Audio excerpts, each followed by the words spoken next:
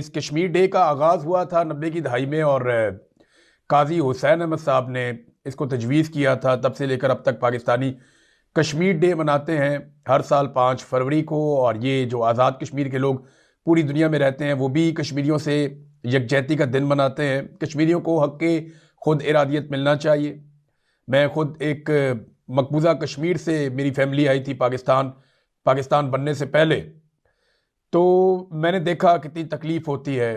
जिस तरह मैंने अपने बुज़ुर्गों को देखा कि वो कश्मीर को याद करते हैं, वो अपनी सरज़मीन पे जाना चाहते हैं, वो चाहते हैं वो पाकिस्तान का हिस्सा बने। कायद आज़म रहमतुल्लाह अलैह ने कहा था कि ये पाकिस्तान की शारग है और हमेशा से हमें यह कहा गया कि कश्मीर को ज़रूर आज़ाद करवाया जाएगा। कश्मीरियों की जद्दोजहद को सलाम है, वो लगातार कोशिश करते रहे, उन्होंने अपने हुकूक के लिए भरपूर कोशिश की है और दुनिया को दिखाया कि एक ऐसी तहरीक भी चल सकती है कि दुनिया की इतनी बड़ी ताकत, इतनी बड़ी फ़ौज के मुकाबले में नौजवान खड़े हो सकते हैं, नस्लें की नस्लें खड़ी हो सकती हैं। उन्होंने बहुत कुर्बानियाँ दी हैं, उनकी कुर्बानियों को बहुत सलाम।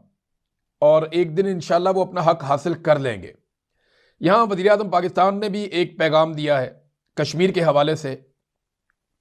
हालांकि पाकिस्तान की एस्टेब्लिशमेंट ने और सियासतदानों ने आमतौर पे कश्मीर का नाम इस्तेमाल किया है लोगों को जज्बाती करने के लिए, एक जज्बाती नारे के तौर पे इस्तेमाल किया और कश्मीरियों के लिए अमली तौर पे इकदामात नहीं किए। शहबाज शरीफ का एक पैगाम आया कि बाबा कौम ने कश्मीर को पाकिस्तान की शाहरग करार दिया। भाई, बाबा कौम ने तो इसराइल को भी नाजायज रियासत करार दिया था, तो उधर तो आपकी पॉलिसी कुछ और बन गई है और कश्मीर पे भी आपकी पॉलिसी कुछ और बन गई है। आज आप बाबा कौम का नाम याद कर रहे हैं 5 फरवरी को, तो 14 अगस्त के तमाम सरकारी इश्तिहारात में आपने बाबा कौम की तस्वीर गायब कर दी थी। वहां पे कायदे आज़म मोहम्मद अली जिन्ना की जगह पे आपने फील्ड मार्शल आसिम मुनीर की तस्वीरें लगा दी थी। नॉर्मली क्या होता था हर साल 14 अगस्त पे? होता यह था कि वजीर आजम की तस्वीर लग जाती थी, किसी वजीर आला की लग जाती थी, सियासी लीडरान की तस्वीरों के बाद ऊपर कायद आजम की और अल्लामा इकबाल रहमतुल्लाह अलैह की तस्वीर लग जाती थी। लेकिन इस मरतबा कायद आजम और अल्लामा इकबाल रहमतुल्लाह अलैह की तस्वीर हटा के फील्ड मार्शल रहमतुल्लाह अलैह की तस्वीर लगा दी गई। ये इन्होंने किया इस दफा। तो 14 अगस्त पे अब ये कायद आजम का भी नाम ही बेचते हैं ना ये, और क्या करते हैं? कायद आजम के फरमुदात को मानते नहीं, जो कायद आजम ने रास्ता दिखाया उस पर ये चलते नहीं। जो मुल्क कायद आजम ने जिस मकसद के लिए बनाया, इनकी लूटमार के लिए तो नहीं बनाया था मुल्क, कि मुल्क का सौदा बेची जाओ, हर चीज मुल्क की बेच दो, मादनियात उसको बेच दो, जमीन उसको बेच दो, अजनास उसको बेच दो, खुद मुख्तारी उसको बेच दो, हथियार उसको बेच दो, फलां चीज इसको दे दो, हमारे फैसले गैर मुल्की करेंगे। इसलिए तो पाकिस्तान नहीं बना था। कायद आजम ने कहा था कि कोई पॉलिसी भी फौज नहीं बनाएगी, पॉलिसी अवाम के मुंतखब नुमाइंदे बनाएंगे, लेकिन यहां पे तो फौजी क़यादत ही हमेशा पॉलिसी बनाती है। बहरहाल कायद आज़म ने तो इसराइल को भी नाजायज रियासत करार दिया था, जिसकी हिफाजत और सरहदी तहफ़्फ़ुज़ के लिए बनने वाले बोर्ड ऑफ पीस का पाकिस्तान बुनियादी रुकन है और बानी रुकनों में से एक है पाकिस्तान। तो कश्मीर की आज़ादी के लिए कोई एक कदम अगर उठाया हो शहबाज शरीफ ने या इनकी फैमिली ने या पाकिस्तान की एस्टेब्लिशमेंट ने, तो बताए ना। 3 साल से आसिम मुनीर साहब मुल्क के स्याह और सफ़ेद के मालिक हैं। कश्मीर की आज़ादी के लिए उन्होंने क्या किया? कोई 1 इंच ज़मीन भी हासिल की? हमसे झूठ बोला गया और सहाफ़ियों को इन्होंने झूठी खबरें फीड की और उन्होंने कहा जी 400 चौकियां मकबूजा कश्मीर में फतह कर ली गई हैं। बाद में पता चला 4 इंच भी फतह नहीं हुए। 400 चौकियों की कहानी इन्होंने कौम को सुना दी उस वक्त। तो इमरान खान साहब ने एक सख्त पोजीशन ली थी अपने दौरे हुकूमत में, हालांकि उनको बहुत थोड़ा सा टाइम मिला। इनको तो कई दहाइयां मिल गई पाकिस्तान पे, ये तो 40 साल से हुक्मरानी कर रहे हैं, उसको 4 साल भी पूरे नहीं मिले। लेकिन उसने एक सख्त एक स्टांस लिया था, एक पोजीशन ली थी, लेकिन ये उस पोजीशन से भी पीछे भाग गए और हमने ये भागते हुए इनको देखा। अब आए नाजरीन, ने एक प्रोपेगेंडा किया गया था, ऐसा तो दुश्मन भी नहीं करते जैसा प्रोपेगेंडा शेर अफजल मरवत ने और मिसाल यूसुफजई ने किया। वो इमरान खान की बहनों पे अटैक ही कर दिया, बल्कि उनको एक तरह का चोर ही डिक्लेयर कर दिया, या कोशिश की गई उनको भी उठा के जेल के अंदर डाल दो। यानी तोशाखाना 2 के अंदर जो हार है उसके अंदर शेर अफजल मरवत ने कहा कि जनाब ये तो इमरान खान ने मुझे कहा था कि जाके मिलो, और मैं चला गया था बनी गाला और वहां जाके मैं मिला था बुशरा बीबी से कि जनाब हार वापस करना है। तो बुशरा बीबी ने मुझे बताया जनाब कि हार जो है वो तो अलीमा खानम ले गई है। इस किस्म की बातें उन्होंने कही। मिसाल यूसुफजई जो है वो तस्दीकें कर दीजिए, बिल्कुल मैं तस्दीक करती हूँ कि हाल जो है वो बुशरा बीबी के पास हार नहीं है, और ये और वो कहानियां। अलीमा खानम ने इसका एक जवाब दिया और कुछ मैंने अपने से भी इंफॉर्मेशन इकट्ठी की। एक तो पहले आप ये देख लें कि इमरान खान साहब की फैमिली ने या बुशरा बीबी ने जो हार लिया तोशा खाना से, वो तोशा खाना के कानून के मुताबिक लिया। होता क्या है कि सरकारी ऑफिसर जाता है, जाके कीमत लगाता है, आकर बताता है जनाब ये इतने का है, अब इसका इतना परसेंट आप 50% आप जमा करवा दें। सपोज उन्होंने 50% जमा करवाया और वो हार ले लिया। और मैं आपको एक और बात बड़ी जिम्मेदारी से बताता हूं, इमरान खान साहब इसको डिनाई नहीं कर सकते, इमरान खान साहब इसकी जिम्मेदारी से भी दूर नहीं जा सकते, because he was the prime minister of Pakistan. जब ये ज्वेलरी परचेज की गई, ये कानून के मुताबिक की गई, कानून को कहीं वायलेट नहीं किया गया, और इमरान खान को इस बारे में नहीं पता था। ये मैं आपको आज जिम्मेदारी से बता रहा हूं, लेकिन क्योंकि इमरान खान साहब की फैमिली ने लिया है तो इमरान खान की जिम्मेदारी है, वो इससे पीछे नहीं जा सकते। लेकिन कानून के मुताबिक लिया ना, गैर कानूनी तो नहीं लिया। इस तरह की 1000 चीजें कलसूम नवाज ने ली हैं, नवाज शरीफ की बेटी ने ली हैं, खानदान ने ली हैं, जरदारी खानदान ने ली हैं, बेशुमार लोगों ने ली हैं। जिस कानून के तहत उन लोगों ने ली, इसी कानून के तहत बुशरा बीबी ने भी ले ली। अब हुआ ये कि ये हार कहां पे है, ये मामला उठा दिया शेर अफजल मरवत ने। तो मैं आपको कंफर्म कर देता हूं कि इमरान खान साहब की फैमिली ने, उनके सोर्सेज ने कंफर्म किया है कि ये हार अलीमा खानम के पास नहीं है, बल्कि तोशा खाना का कोई भी सामान उनके पास नहीं है, उन्होंने लिया ही नहीं। इमरान खान साहब की बहनों ने, खास तौर पे अलीमा खानम की बात हो रही है, क्योंकि अलीमा खानम से एक फड्डा चल रहा है शेर अफजल मरवत का और मिशाल यूसुफजई का। और मिशाल यूसुफजई को यह लगता है कि बुशरा बीबी और अलीमा खानम की लड़ाई में कोई उनका मुनाफा हो जाएगा या फायदा हो जाएगा, गालिबन यही चलता रहता है ना। तो अब इसमें मरियम रियाज भट्टू साहिबा जो बुशरा बीबी की बहन है, वो अचानक सामने आती हैं और वो मिशाल यूसुफजई के ऊपर उन्होंने कड़ी तनकीद की। यानी बुशरा बीबी की बहन भी मिशाल यूसुफजई के खिलाफ हो गई और उन्होंने कड़ी तनकीद का निशाना बनाते हुए उनकी पार्टी रुकनीयत मुअत्तल करने का मुतालबा भी कर दिया। हार कहां है मैं आपको यह बता देता हूं, हार बुशरा बीबी की फैमिली के पास है। और ये तोशाखाना 1 वाले मामलात में तो शेर अफजल मरवत जा सकता था वहां मुलाकात के लिए, 2 वाला मामला तो आया ही बहुत बाद में था। इसकी तो टाइमलाइन ही ठीक नहीं है सारे इल्जाम की, बकौल अलीमा खानम के कि जो टाइमलाइन है सारे मामले की, उस वक्त तो तोशाखाना 2 वाले हार की बात ही नहीं हो रही थी, जिस वक्त तक बनी गाला के अंदर बुशरा बीबी नजरबंद थी। और नजरबंदी में शेर अफजल को कौन मिलने दे रहा था। अब ये बड़ी अजीबोगरीब चीजें हैं जो कुछ सवालात उठाए हैं अलीमा खानम ने, लेकिन यहां पे मिशाल यूसुफजई के सतारे गर्दिश में आ जाएंगे। उसकी वजह यह है कि मुझे नहीं लगता कि उन्हें इस लेवल तक जाना चाहिए था। अपनी अपनी मजबूरी होती है, बेचारे शेर अफजल की अपनी मजबूरी है, मिशाल यूसुफजई की अपनी मजबूरी है, हमारे बहुत सारे जर्नलिस्ट हैं बेचारे, उनकी अपनी मजबूरियां हैं। कोई बेचारा इधर से निकल के गाली देता है, कोई उधर से निकल के गाली देता है। पाकिस्तान की मिलिट्री एस्टेब्लिशमेंट का कंट्रोल बड़ा कमाल है, बड़ा कमाल कंट्रोल है। उन्होंने लोगों को ऐसा कंट्रोल किया है, किसी को इधर से पकड़ लेते हैं, किसी की वीडियो निकाल लेते हैं, किसी की करप्शन निकाल लेते हैं, किसी को वैसे ही डरा देते हैं, किसी को नौकरी की धमकी दे देते हैं, किसी को ये कहते हैं तुम्हें यहां से निकाल देंगे, वो कर देंगे, ये कर देंगे। हर एक के ऊपर कोई ना कोई उन्होंने डंडा रखा हुआ होता है। लोग बेचारे कंप्रोमाइज हो जाते हैं। सारे लोग मजबूत तो नहीं होते, एक तरह के सारे लोग खड़े भी नहीं हो सकते बेचारे। बहरहाल नजम सेठी साहब ने हमारी कुछ बातों की तस्दीक की है। ये बातें गौर से सुनिएगा, ये बातें वो नजम सेठी कर रहे हैं जो नवाज शरीफ के, यानी शरीफों के, जरदारियों के और आसिम के, सबके, आसिम मुनीर के सबके करीब है। यानी ये जो नजम सेठी साहब हैं, मिलिट्री एस्टेब्लिशमेंट इनसे नाराज नहीं है। ये पाकिस्तान में प्रोग्राम कर रहे हैं, पाकिस्तान में रहते हैं, वहां प्रोग्राम करते हैं, घूमते फिरते हैं, इंजॉय करते हैं, उनको कोई प्रॉब्लम नहीं है, ट्रैवल करते हैं, ईसीएल में नाम नहीं है, वो बड़ी कंफर्टेबल लाइफ गुजार रहे हैं। इट मीन्स कि एस्टेब्लिशमेंट उनसे नाराज नहीं है, या वो एस्टेब्लिशमेंट के लिए कोई प्रॉब्लम नहीं है। दूसरा, शरीफ है, जरदारी है, ये भी आपके सामने है। तो नजम सेठी साहब ने 3 चीजों के ऊपर से पर्दा उठाया। नंबर 1, और ये बात मैं आपको बार बार कहता रहता हूं, उन्होंने कहा जी मुनसिफाना इलेक्शन हो गए तो 2 सियासी जमातें फारग हो जाएगी, एक नून लीग और एक पीपल्स पार्टी। इन दोनों के पल्ले कख नहीं बचेगा अगर मुनसिफाना इलेक्शन हो गए। वैसे तो एमकेएम और फजलुर रहमान भी फारिग हो जाएंगे, लेकिन क्योंकि वो कभी हुकूमत बनाने की पोजीशन में अकेले आ ही नहीं सकते, लिहाजा उनको ना 3 में ना 13 में गिनते नहीं है।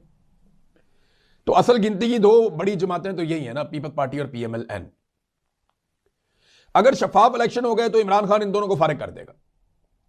ये नजम सेठी साहब ने क्लियरली बताया। दूसरा उन्होंने कहा जी कि इमरान खान अगर रिहा हो गए तो अहम शख्सियत का नुकसान हो जाएगा, और उस अहम शख्सियत का हम नाम नहीं ले सकते। क्या वो अहम शख्सियत डोनाल्ड ट्रंप है? डोनाल्ड ट्रंप का नाम तो रोज लेते हैं। क्या नरेंद्र मोदी है? नहीं, उसका नाम भी रोज लेते हैं। क्या वो अहम शख्सियत शहबाज शरीफ है? नहीं, उसका नाम रोज लेते हैं। नवाज शरीफ है, उसका भी नाम रोज लेते हैं। आसिम मुनीर है, हाँ, उसका नाम नहीं ले सकते। गौर करें ना, आसिम मुनीर साहब का नाम आप नहीं ले सकते, उनके बारे में ज्यादा पाकिस्तान के टीवी चैनल्स के ऊपर आप इस तरह बात नहीं कर सकते, उनको पॉलिटिसाइज नहीं कर सकते। मुश्किल हो जाता है पाकिस्तान के अंदर, खास तौर पे अगर आप टीवी चैनल पे बैठ के काम कर रहे हैं। उन्होंने कहा एक शख्सियत को नुकसान होगा, और मेरी नजर में वो आसिम मुनीर ही है जिनका नुकसान होगा। इमरान खान साहब अगर बाहर आ जाते हैं तो। फिर उन्होंने तीसरा जो इंकशाफ किया और तस्दीक की हमारी खबर की, उन्होंने कहा जी कि ये इदारे का मसला नहीं है, जाती लड़ाई है।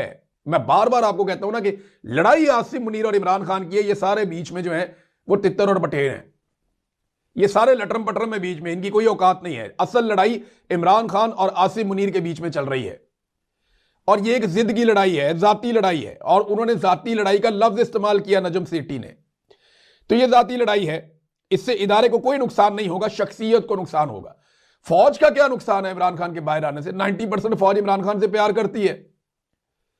फौजी इमरान खान से प्यार करते हैं, इमरान खान फौज से प्यार करता है। वो ये कहता है जी मुल्क भी मेरा, फौज भी मेरी है। अगर मुझे मुल्क से प्यार है तो फौज मेरी है, मैं उससे भी प्यार करता हूं, मेरे अपने लोग हैं। कोई फौजी शहीद हो जाता है, वाकई में दुख होता है, तकलीफ होती है, और जब उस शहीद को उसका दर्जा नहीं मिलता तो और ज्यादा दुख होता है। और यह हरकत होती है इसलिए कि पाकिस्तान की मिलिट्री एस्टेब्लिशमेंट, चंद जर्नैल अपने मफाद के लिए पाकिस्तान की फौज को इंतहाई दर्जे की बदनामी में ले जा चुके हैं। पूरे के पूरे इदारे का इमेज खराब कर दिया पकड़ के चंद लोगों ने अपने जाती मफाद के लिए। लेकिन इमरान खान का जो है वो बड़ा क्लियर स्टांस है कि मुल्क भी मेरा, फौज भी मेरी, और वो फौज को कोई प्रॉब्लम नहीं होगी अगर इमरान खान साहब बाहर आते हैं तो। प्रॉब्लम होगी शख्सियात को, और खास तौर पे एक शख्सियत को जो आसिम मुनीर साहब है। इमरान खान साहब ने तो यहां तक कहा हुआ कि अगर मुझे कुछ हो गया तो जिम्मेदार आसिम मुनीर होगा। इधर नाज़रीन एक बहुत बड़ी डेवलपमेंट है और बड़ी इंपॉर्टेंट डेवलपमेंट है। एपेक्स कमेटी खैबर पख्तूनख्वा का इजलास हुआ और उसमें कुछ अहम चीज़ों का एलामिया सामने आया है। एलामिया जो है वो गवर्नमेंट ऑफ खैबर पख्तूनख्वा ने जारी किया है।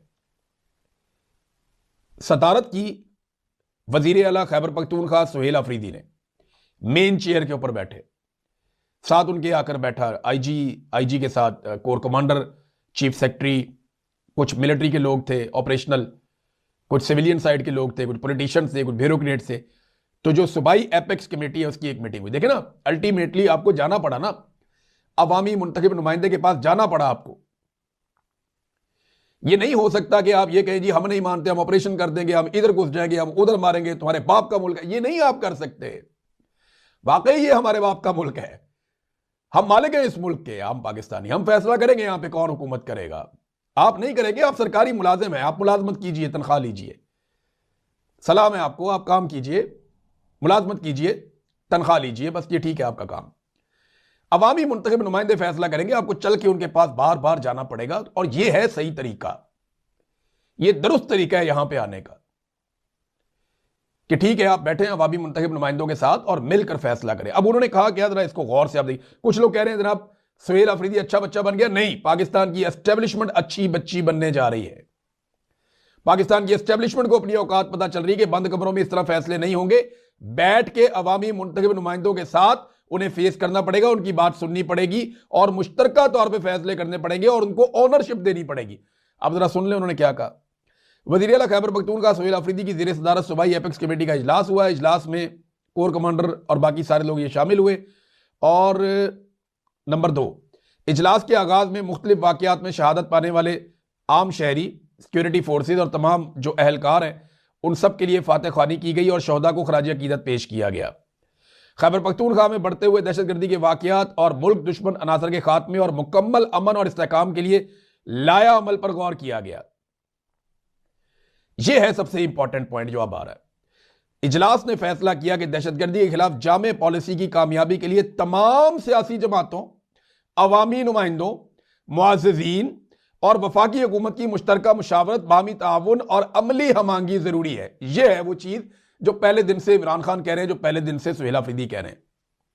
आज सबने इत्तफाक किया ना कि भाई जो अवामी नुमाइंदे हैं उनके साथ बैठो, बैठ के बात करो, कबायली अबायदीन के साथ बैठो, जो इलाके के मुआज़्ज़िज़ीन हैं उनके साथ बैठो, दहशतगर्दी कैसे खत्म करनी है इसके ऊपर बातचीत करो, मुश्तरका लाएअमल बनाओ, सबको एतमाद में लो, किसी को कोई धोखा नहीं देगा, कोई किसी जगह पे कब्जा नहीं करेगा, कोई किसी का हक नहीं मारेगा, कोई झूठ मूठ का ऑपरेशन नहीं होगा, कोई गुड तालिबान बैड तालिबान नहीं होंगे, हम जो कह देंगे सारे मिलकर उस पर पहरा देंगे, दहशतगर्दी खत्म हो जाएगी। यह है तरीका। ये वो नुक्ता है जिसपे सुहेल अफरीदी सबको लाना चाह रहे थे, इमरान खान साहब लाना चाह रहे थे। एक्चुअली विजन तो इमरान खान साहब का है, उसी की बात सुहेल अफरीदी कर रहे थे, तो मामला वहां पे आ गया। फिर जनाब ये भी इरादा किया गया कि खैबर पख्तूनख्वा की हुकूमत यानी कमान उनके पास है, अपने तमाम वसाइल बशमूल फौज, पुलिस, सीडीडी और दीगर इदारों को इस्तेमाल करते हुए किसी कुर्बानी से दरेक नहीं करेगी, दहशतगर्दी को खत्म किया जाएगा, दहशतगर्दी के तमाम मुहर्रिकात की निशानदेही, उनका खात्मा और उसके नतीजे में अवामी एतमाद की बहाली को यकीनी बनाया जाएगा एक हिकमत अमली के जरिए से, ताकि हुकूमत और अवाम यकजा होकर, अवाम को शामिल करना पड़ता है ना आपको, अवाम के बगैर तो आप ऑपरेशन नहीं कर सकते। देखा लोगों ने कितनी गालियां दी हैं। मुल्क की सलामती और तरक्की को यकीनी बनाएं। और मिलिट्री ऑपरेशन से तो वैसे ही खैबर पख्तूनख्वा की अवाम मुतनफ़र है, वो कहते हैं जी कोई हल निकालो। ये हर थोड़े अरसे के बाद मिलिट्री ऑपरेशन हो जाता है और उसका हल कोई निकलता नहीं, अमन आता ही नहीं। बहरहाल नाज़रीन, ये लोगों को रोज़गार, तालीम, सिक्योरिटी, मवासलात, उनके वहाँ पे इंटरनेट खुले, अब ये सारी चीज़ें इन्होंने इसमें डिस्कस की हैं कि जनाब ना वहाँ पे आप तालीमी इदारे बनाते हैं, ना वहाँ पे आप इंडस्ट्री लगाते हैं, ना वहाँ पे आप कोई सड़कें लेकर जाते हैं, ना वहाँ पे आप कोई इंटरनेट देते हैं, ना वहाँ पे आप इंटरनेट आपने इतने लंबे अरसे से आपने बंद किया हुआ है, सहूलियात लोगों के पास है कोई नहीं, रोज़गार लोगों के पास है कोई नहीं, तो फिर आप कैसे उनसे तवक्को कर सकते हैं कि वो आपके लिए जाने भी दें, कुर्बानियां भी दें। लिहाजा अब ये वो उसूली बात है जो सुहेल अफरीदी, इमरान खान साहब कह रहे थे कि आपको लोगों को अपलिफ्ट करना पड़ेगा, फटा के लोगों को ऊपर लेकर आए, जो अब खैबर पख्तूनख्वा का हिस्सा है। बहरहाल इसके लिए पैसे वैसे भी देने पड़ेंगे फेडरल गवर्नमेंट को, और बाइज्जत वापसी इन मुतासरीन की हो इनके इलाकों में, ये अव्वलीन तरजीह करार दिया गया इस मामले में। और साथ ही ये कहा गया कि समझौता बिल्कुल नहीं किया जाएगा। ये वज़ीर आला ने कहा अमन व अमान के लिए सिविल हुकूमत, इंतजामिया, पाक फौज और दीगर कानून नाफिज करने वाले इदारे एक पेज पर हैं और मिलकर कोशिश जारी रखेंगे, वज़ीर आला ने यह कहा। यह मुश्तरका जंग है, मुश्तरका कोशिशों से जीता जा सकता है, बंद कमरों के फैसलों में नहीं हो सकता, सादी जो बात है। तो ये नाजरीन एक बड़ी डेवलपमेंट है, मैंने आपके सामने रख दी डेवलपमेंट। फेक न्यूज़ का धंधा नाजरीन पाकिस्तान में चल रहा है और बहुत जोरों शोर के साथ ये धंधा पाकिस्तान में चलाया जा रहा है। इमरान खान साहब की बहनें बैठी अडयाला जेल के बाहर कुरान पाक पढ़ रही हैं और वो सिपारे को उल्टा करके उसके अंदर एक एडिट करके पीएमएलएन ने, सबसे घटिया और गलीज फेक न्यूज़ का काम इस वक्त पीएमएलएन और उनके सहाफ़ी कर रहे हैं, आप अंदाजा करें। यानी कुरान पाक को भी आप अपनी घटिया सियासत के अंदर बीच में लेकर आ गए, और बेशर्मो थोड़ी सी हया कर लो। तो फेक न्यूज़ के धंधे में ये दूसरी खबर आप देखेंगे, सुहेल अफरीदी से सवाल किया था जिस बच्ची ने, उसके वालिद को जनाब कह रहे हैं कि नौकरी से निकाल दिया गया। कैसी झूठी खबर चलाई इन्होंने फ्रॉडियों ने, और जाली नोटिफिकेशन भी जारी करके टीवी के ऊपर लगा दिया। यानी लोगों को ना शऊर है, लोगों को पता है कि झूठी खबर है, लोगों ने 5 मिनट में पकड़ दी। इसीलिए तो ये लोग शऊर से नफरत करते हैं, कहते हैं बिरयानी खाओ, खद्दा खाओ और शऊर को भूल जाओ, पेट भरो, बस हम तुम्हें रोटी देंगे और तुम हमारे नारे लगाते जाओ, शऊर को भूल जाओ। मैंने नवाज शरीफ साहब से एक सवाल किया था, मुझे याद है अच्छी तरह, और मुझे जनाब वहां से नौकरी से निकलवा दिया। एक दफा ख्वाजा साद रफीक मेरे दफ्तर आके बैठ गए मेरी शिकायत लगाने के लिए। फाद हुसैन डायरेक्टर न्यूज थे, तब मेरे ऊपर बहुत बुरा वक्त आया। एक दफा परवेज रशीद साहब आकर दफ्तर में बैठ गए, उन्होंने जनाब मेरी नौकरी खराब कर दी। मैंने सवाल ही पूछा था ना और क्या किया था। तब भी फाद हुसैन था डायरेक्टर न्यूज, बाद में पता चला वो भी पीएमएलएन का साथी है। और मैं बार बार ये देखता रहा, यानी जब जब मैंने खबर दी इनके खिलाफ। एक दिन मैंने सवाल कर लिया नवाज शरीफ से 2013 में जब ये वजीर आजम बने, तो मेरे ऊपर 5 साल तक के लिए परवेज रशीद ने सरकारी इदारों में दाखिले पे पाबंदी लगा दी थी। और आज ये प्रोपेगेंडा कर रहे हैं सुहेल अफरीदी ने उस बच्ची के बारे में कुछ भी नहीं कहा, कुछ भी नहीं किया, ऐसी कोई बात ही नहीं है। नाज़रीन, मुल्क के अंदर लापता अफराद की जो तादाद है वो 10,806 तक पहुंच गई है। 10,806 ये लापता अफराद की तादाद है। अब मौलवी जो है ना, हमारे सरकारी मौलवी, बजाय उन्हें बाजियाब करवाने के लिए कोई जिद्दोजहद करें, कोई तहरीक चलाएं, कोई फतवा दें, कोई बात करें, जबरी गुमशुदगियों के खिलाफ फतवा देने की बजाय मौलवी फतवा दे रहे हैं कि उनकी बीवियां दूसरी शादी कितने अरसे बाद कर सकती हैं। फटे मुंह यार ताड़े ते भी, बजाय इसके कि मजलूम के साथ खड़े हो जाओ। पाकिस्तान में कोई बंदा अपनी मर्जी से लापता नहीं हो रहा। पाकिस्तान के अंदर पाकिस्तान के इदारे जबरी तौर पे गुमशुदा कर देते हैं किसी इंसान को।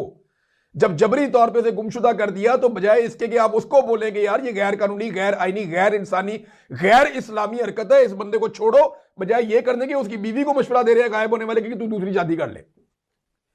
ये हमारे मौलवी है जनाब, फतवे देने के अंदर महारत रखते हैं, और हमारी हुकूमत ऐसी है कि वो तवज्जो भटकाने के लिए कुछ भी कर सकती है। आजकल मेले ठेलों के अंदर जा रही है, अभी बसंत आ जाएगी, PSL आ जाएगा, ये आ जाएगा, वो आ जाएगा, हम ये दिखाएंगे, वो दिखाएंगे, लेकिन याद रखें ये उल्टे लटक जाए, सीधे लटक जाए, कुछ भी कर लें, ये लोगों के दिलों से इस वक्त इमरान खान को नहीं निकाल सकते। लोगों की वो जिद बन गया, लोगों ने उसको एक दफा इनके सर के ऊपर मुसल्लत करना ही करना, ये जो मर्जी कर लें।